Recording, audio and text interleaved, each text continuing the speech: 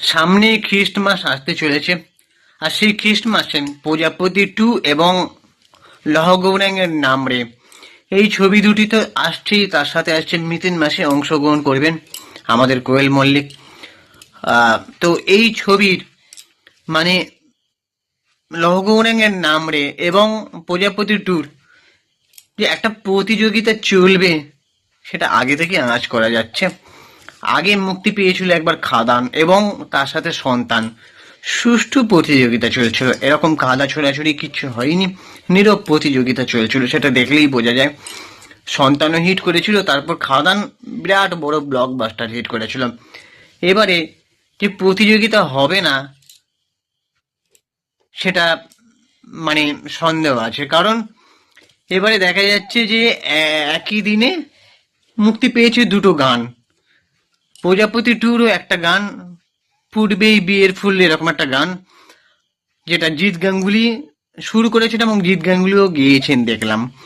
তারপরে লহ গৌরাঙ্গের নাম রে যে ছবিটার একটা গান, দেখো দেখো কানাইয়ে, সেটা মনে হয় জয়তী বলে একজন গানটা গেয়েছেন এবং ইন্দ্রদীপ দাশগুপ্ত সুর করেছেন।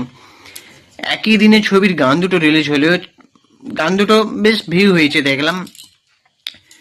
তো লহ গৌরাঙ্গের নাম রে ছবিটা হচ্ছে মানে তোমরা জানো শ্রী চৈতন্য দেবের সময়কাল দেখানো হবে, 3টে সময়কাল, গৌরাঙ্গ, তারপরে হচ্ছে গিরিশ দত্তজি, নটি বিনোদিনী।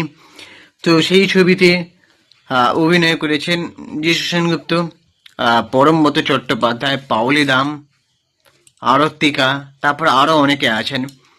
আর ওদিকে প্রজাপতি 2-তে তার গল্পটা মানে দেখার জন্য মানুষ ওয়েট করছে, বাবা মেয়ের একটা সম্পর্ক, প্লাস হচ্ছে জ্যোতির্ময়ী দেবদার বিপরীতে। তো সেখানে মিঠুন চক্রবর্তী অভিনয় করেছেন, একটা প্রজাপতি একটা হিট ফর্মুলা। তো সেখানে